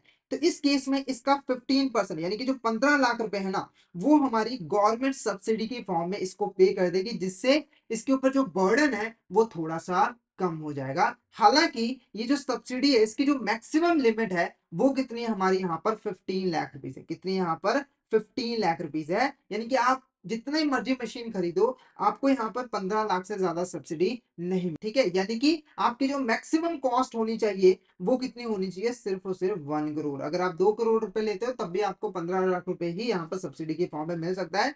तो आंसर आपको पता लग ही गया होगा, 15% अपफ्रंट कैपिटल सब्सिडी, और मैक्सिमम जो कैप है वो कितनी है, 15 लाख, ठीक है। नेक्स्ट क्वेश्चन देखो, under the composite loan scheme what is the maximum combined amount an MSME can borrow from for working capital and term, ठीक है। तो सबसे पहले कंपोजिट लोन का मतलब समझो कि कंपोजिट लोन क्या होता है, ठीक है। कंपोजिट लोन स्कीम एक ऐसी स्कीम होती है जिसके अंदर एक bank different type of loan combine करके एक प्रोडक्ट बनाती है और वो कस्टमर को ऑफर करती है। जैसे एग्जांपल के लिए मान के चलो, एक एबीसी कंपनी, उसको यहाँ पर वर्किंग कैपिटल लोन भी चाहिए, इसके बारे में ऑलरेडी मैंने आपको बताया था। वर्किंग कैपिटल लोन भी चाहिए और यहाँ पर टर्म लोन भी चाहिए ताकि वो इन्वेस्टमेंट कर सके। तो हमारी बैंक ने क्या किया, इन दोनों को कंबाइन करके एक प्रोडक्ट यहाँ पर बनाया, जिसके अंदर वर्किंग कैपिटल लोन भी है और टर्म लोन भी है, और ये यहाँ पर एमएसएमई सेक्टर को ऑफर कर दिया।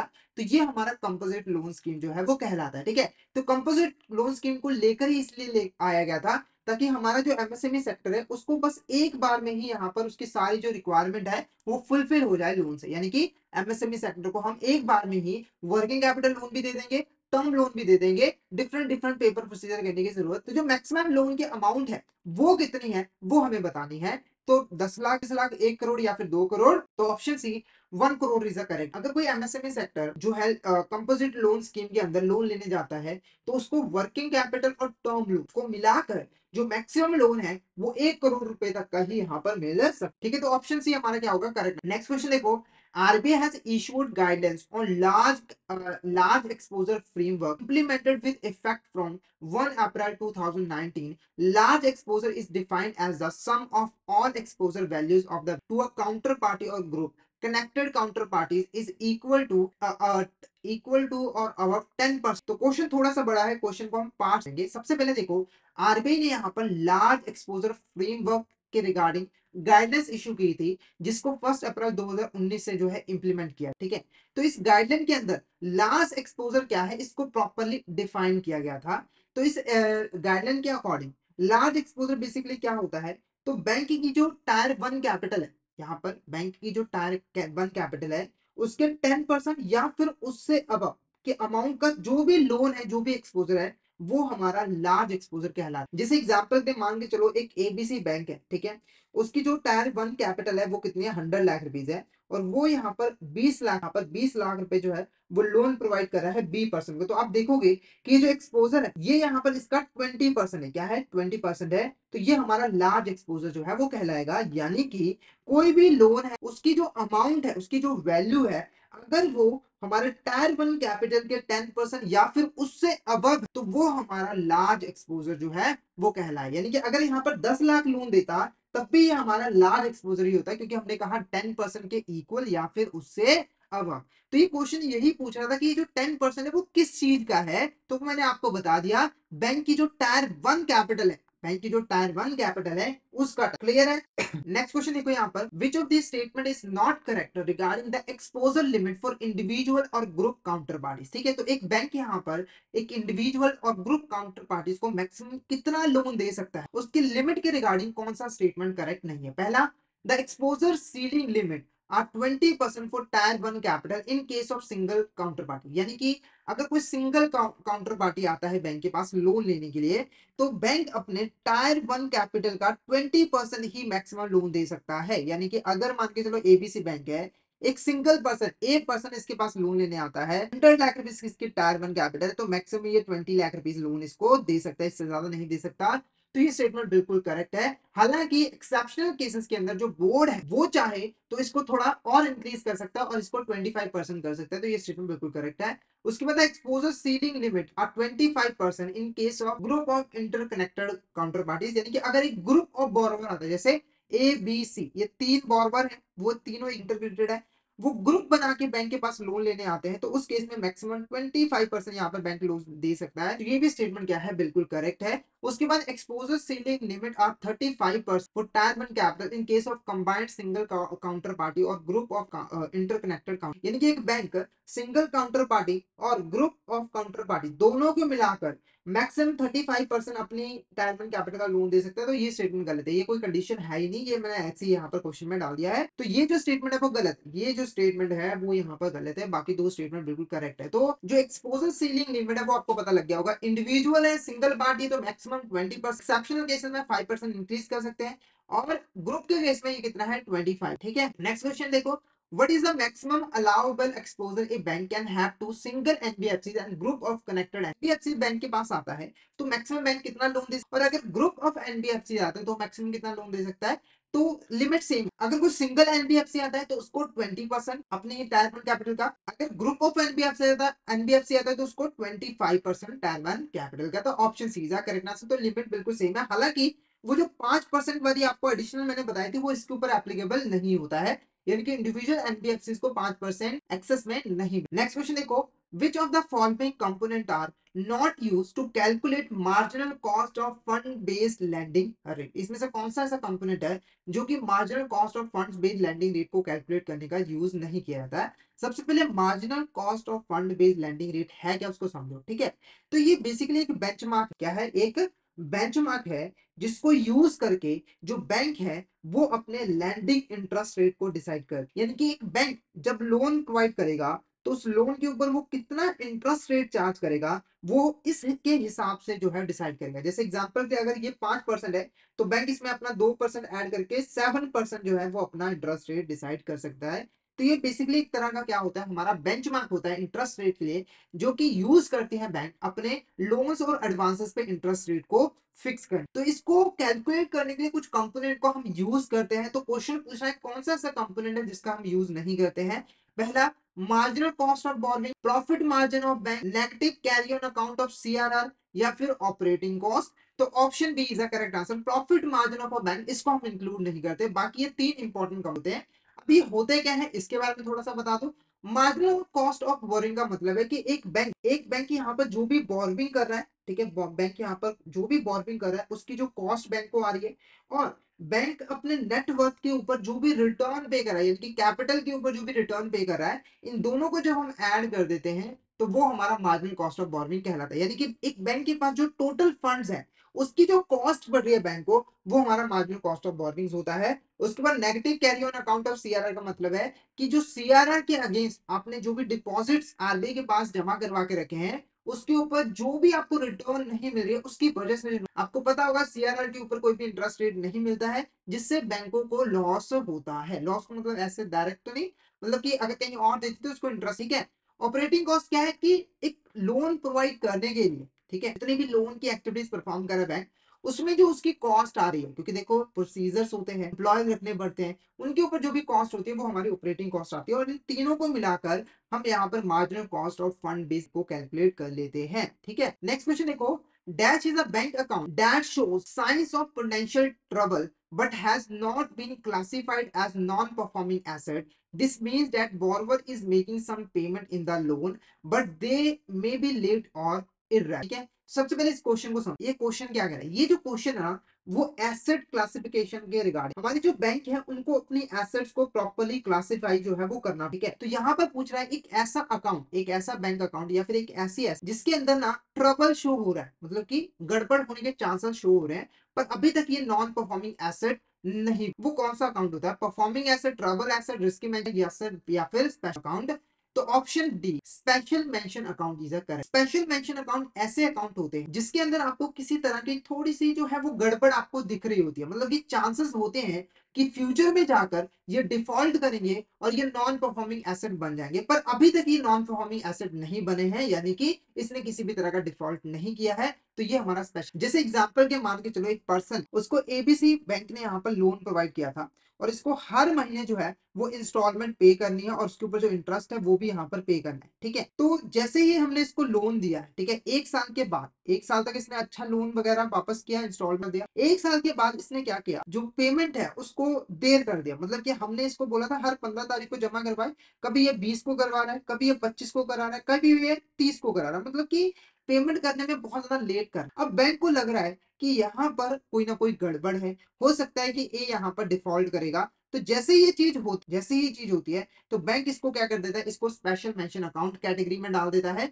और इसके ऊपर स्पेशल निगरानी जो है वो रखी जाती है। तो option D special mention account हमारा यहाँ पर क्या होगा, करेक्ट आंसर। तो इसमें कंफ्यूज बिल्कुल नहीं होना है, नॉन परफॉर्मिंग एसेट और स्पेशल मेंशन बिल्कुल भी कंफ्यूज नहीं होना है। क्यों नहीं कंफ्यूज होना, देखो नॉन परफॉर्मिंग एसेट तब होती है जब डिफॉल्ट हो जाए, पर स्पेशल मेंशन अकाउंट में हमें सिर्फ लग रहा है कि डिफॉल्ट हो सकता है क्योंकि ये कुछ ऐसी चीजें कर रहा है जिससे हमें अंदाजा हो रहा है कि ये फ्यूचर में जाकर डिफॉल्ट कर देगा। तो उस केस में हम स्पेशल मेंशन अकाउंट जो है वो कंसीडर कर, ठीक है। नेक्स्ट देखो क्या है, which of this combination is correct regarding S, ठीक है। तो हमारी जो स्पेशल मेंशन अकाउंट होती है उसकी मेनली यहाँ पर 3 कैटेगरीज, कौन सी कैटेगरी यहाँ पर करेक्ट, उसकी एक्सप्लेनेशन, उसका नाम कौन सा करेक्ट है। सबसे पहले देखो SMA 0, MSME 0, इसमें the account is overdue for 30 days, एक ऐसा अकाउंट जिसके ऊपर जो पेमेंट है इंटरेस्ट की, चाहे वो प्रिंसिपल अमाउंट है चाहे फिर वो इंस्टॉलमेंट है, वो 30 दिन या फिर उससे ज्यादा के लिए ओवर ड्यू है, यानी कि 30 दिनों तक पेमेंट दी है।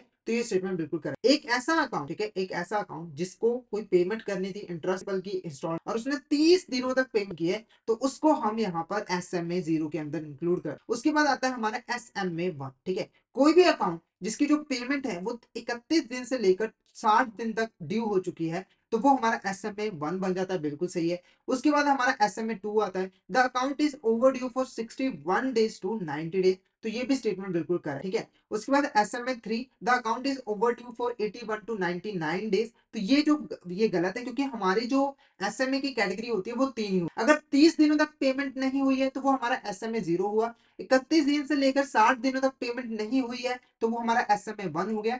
SMA 2 के अंदर 61 डेज से 90 डेज तक अगर पेमेंट नहीं हुआ है तो वो हमारा SMA 2 हो, ठीक है। नेक्स्ट क्वेश्चन देखो, what is the minimum period for which loan must be overdue to classified NPA, यानी कि किसी भी एसेट को NPA बनने के लिए मिनिमम कितना पीरियड चाहिए होता है।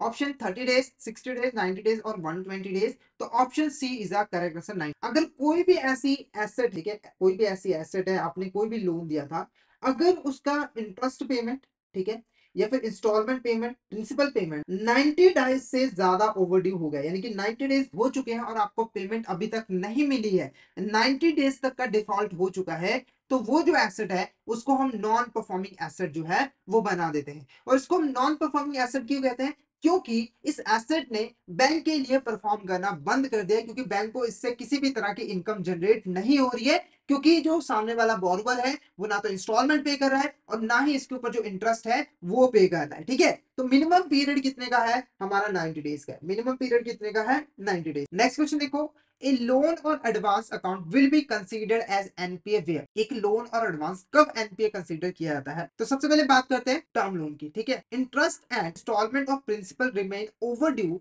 For a period of more than 90 days. अगर हम टर्म लोन की बात करें तो उस केस में हमारी इंटरेस्ट पेमेंट या फिर इंस्टॉलमेंट ऑफ प्रिंसिपल अगर वो 90 डेज तक ओवर ड्यू हो जाती है, मतलब कि 90 डेज तक हमें पेमेंट नहीं मिलती है, तो वो हमारा NPA की कैटेगरी में जो है वो आ जाए। उसके बाद the account remain out of order in respect of overdraft cash credit, अगर कोई हमारा ओवरड्राफ्ट और कैश क्रेडिट अकाउंट है वो 90 डेज तक आउट ऑफ ऑर्डर रहता है। आउट ऑफ ऑर्डर का मतलब कि हमारा जो बॉर्बर है उसने कोई ऐसी टर्म एंड कंडीशन जो कि बैंक ने अप्लाई की थी पर उसको उसने फॉलो नहीं किया है और ये जो डेविएशन है वो 90 डेज तक रहता है, तो ये हमारा क्या कहलाता है, ये हमारा जो है NPA जो है कैटेगरी में आ जाए। उसके बाद the bill remains overdue for a period of more than 90 days, अगर कोई बिल है वो बैंक ने परचेज किया था, डिस्काउंट किया था, उसकी पेमेंट बैंक को 90 डेज तक नहीं मिलती है, ठीक है, 90 डेज से ज्यादा तक वो जो है ओवरड्यू रह जाता है, तो वो भी हमारा एनपीए है। उसके बाद हमारा इंस्टॉलमेंट ऑफ प्रिंसिपल और इंटरेस्ट देयर और remains overdue for 2 crop seasons for short term duration crops और 1 crop for long duration crop in respect of agriculture loan. And अगर एग्रीकल्चर के लिए लोन दिया गया है, ठीक है, और जो लोन है वो शॉर्ट ड्यूरेशन क्रॉप के लिए दिया गया है, तो अगर 2 क्रॉप सीजन तक हमें इंटरेस्ट और प्रिंसिपल इंस्टॉलमेंट नहीं मिलती है, ठीक है, जो फार्मर है उसने 2 क्रॉप सीजन तक डिफॉल्ट करके रखा है, तो हम उसको जो है एनपीए मानेंगे। और अगर लॉन्ग ड्यूरेशन क्रॉप है तो उसमें हम मानेंगे एक सीजन, अगर एक सीजन तक पेमेंट है तो वो हमारा जो है एनपीए कहलाएगा। तो option D is the correct, option D is the correct. Next हो गया, what are the 3 main types of NPA classified by R. तो आरबीआई के अकॉर्डिंग हमारी कौन सी 3 मेन टाइप्स होती है एनपीए की। पहला सब स्टैंडर्ड डाउटफुल और loss, normal restructured return of, secured unsecured overdue, active watch list और ठीक है। तो जो हमारा आंसर रहेगा ऑप्शन ए सब स्टैंडर्ड डाउटफुल और लॉस हमारा यहाँ पर क्या है, करेक्ट। ठीक है, अब ये होता क्या है इसको यहाँ पर डिस्कस कर लेते हैं। तो कोई भी एनपीएस, कोई भी ऐसी एसेट जो कि एनपीए बन चुकी है और वो लगातार 12 महीनों तक जो है वो एनपीए बनी रहे, कोई भी एनपीए एसेट जो कि यहाँ पर 12 महीने या फिर उससे कम टाइम के लिए जो है एनपीए बनी रहती है, तो वो हमारा सब स्टैंडर्ड है, वो क्या है। ठीक है, उसके बाद आता है डाउटफुल एसेट। क्या, कोई भी ऐसी एसेट जो कि 12 महीनों तक सब स्टैंडर्ड एसेट जो है वो बनी रहती है, वो हमारा डाउटफुल है। जैसे एग्जांपल के मान के चलो हमारा एनपीए था, ठीक है, ये पहले 12 महीनों के लिए क्या रही, एनपीए रही, तो ये हमारा सब स्टैंडर्ड एसेट। उसके बाद जैसे कोई एसेट सब स्टैंडर्ड एसेट बन जाती है और वो लगातार अगले 12 महीनों तक, ठीक है, 12 महीनों से ज्यादा टाइम के लिए सब स्टैंडर्ड एसेट ही बनी रहती है, तो वो हमारा डाउटफुल एसेट बन जाता है। और लॉस एसेट क्या था, ऐसी एसेट जिसके बाद में बैंक या फिर कोई इंटरनल ऑडिटर, एक्सटर्नल ऑडिटर या फिर आरबीआई का मानना है कि ये पैसा डूब चुका है, इसका पैसा वापस नहीं आएगा, तो वो हमारी लॉस जो है वो कहलाती है, वो हमारी क्या कहलाएगी, वो हमारी एसेट कहलाएगी। नेक्स्ट देखो क्या है, which of this statement is not correct regarding the types of non performing asset. इसमें से कौन सी ऐसी स्टेट जो कि हमारी नॉन परफॉर्मिंग एसेट के रिगार्डिंग सही। पहला, substandard are asset that have remain non performing asset for a period of less than और इक्वल 12। सब स्टैंडर्ड एसेट ऐसी एसेट्स होती हैं जो कि 12 महीने या फिर उससे कम टाइम पीरियड के लिए नॉन परफॉर्मिंग एसेट बनी रहती हैं, तो ये स्टेटमेंट बिल्कुल करेक्ट है। उसके बाद doubtful assets are those asset that have remain in the substandard category for 12 months. Doubtful assets वो एसेट्स होते हैं जो कि 12 महीनों तक सब स्टैंडर्ड एसेट्स बनी रहती हैं, ठीक है, मतलब हाँ सब स्टैंडर्ड एसेट बनी रहती है, तो ये भी स्टेटमेंट बिल्कुल करेक्ट है। उसके बाद loss assets are those asset that remain in doubtful category for 12 month. Loss assets वो एसेट्स होती हैं जो कि 12 महीनों तक डाउटफुल कैटेगरी के अंदर रहे, तो ये स्टेटमेंट गलत है। क्यों, क्योंकि लॉस एसेट वो एसेट होती है जो डूब चुकी है। Bank, internal auditor, external auditor या फिर आरबीआई का मानना है कि इसका पैसा वापस नहीं आ। नेक्स्ट क्वेश्चन देखो क्या है, what requirement do banks have regarding provisioning for standard assets. ठीक है, तो प्रोविजन के रिगार्डिंग यहाँ पर क्या क्या रिक्वायरमेंट्स हैं। सबसे पहले प्रोविजनिंग है क्या, उसका मतलब समझो। देखो हमारी जो बैंक है वो लोन प्रोवाइड करती है, ठीक है, और जैसे वो लोन प्रोवाइड करते हैं वो क्रेडिट रिस्क बियर करते हैं, क्योंकि बॉर्बर हो सकता है ना डिफॉल्ट कर दे, ठीक है।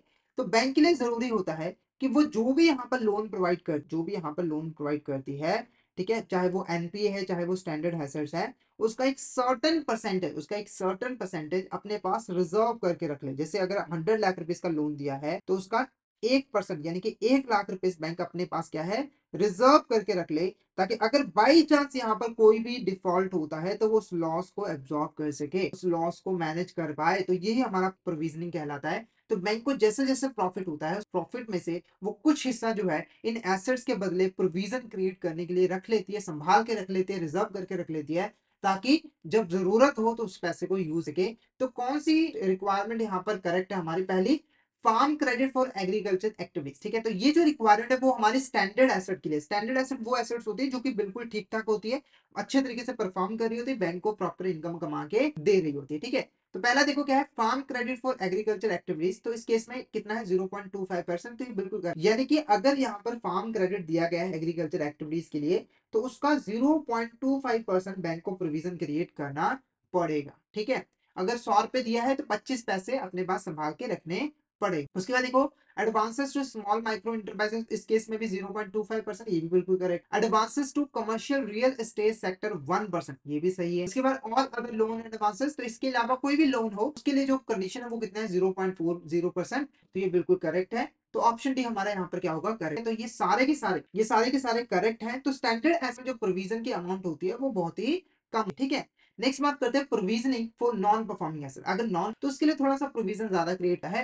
तो सबसे पहले बात करते हैं सब स्टैंडर्ड एसेट्स की। सब स्टैंडर्ड एसेट को हम दो कैटेगरी में डिवाइड करते हैं। पहला सिक्योर्ड लोन। अगर कोई सब स्टैंडर्ड है जो कि सिक्योर्ड है और 1 साल तक है, ठीक है, तो उस केस में जो प्रोविजन है वो 50। अगर कोई सब स्टैंडर्ड एसेट है, अनसिक्योर्ड है 1 साल तक, तो उस केस में जो प्रोविजनिंग है वो 25% है। और अगर मान के चलो डाउटफुल एसेट है, और डाउटफुल एसेट दो सेकंड ईयर, ठीक है, तो वहां पर सिक्योर्ड लोन के लिए जो प्रोविजन है वो 25% है, अनसिक्योर्ड लोन के लिए 100% है। और डाउटफुल 2 के लिए थर्ड और फोर्थ ईयर 40% सिक्योर्ड लोन के लिए, 100% अनसिक्योर्ड लोन के लिए। अगर डाउटफुल 3 है, फिफ्थ ईयर ऑनवर्ड, तो उस केस में जो प्रोविजनिंग है वो हमारी पूरी की पूरी 100% है, चाहे वो सिक्योर्ड है चाहे वो अनसिक्योर्ड है। तो ये हमारी कुछ प्रोविजन थी रिगार्डिंग द प्रोविजनिंग रिक्वायरमेंट। बैंकों को स्टैंडर्ड एसेट्स और नॉन परफॉर्मिंग एसेट प्रोविजन यहाँ पर करके रखे। तो आई होप आपको यहाँ तक क्लियर हो गया होगा।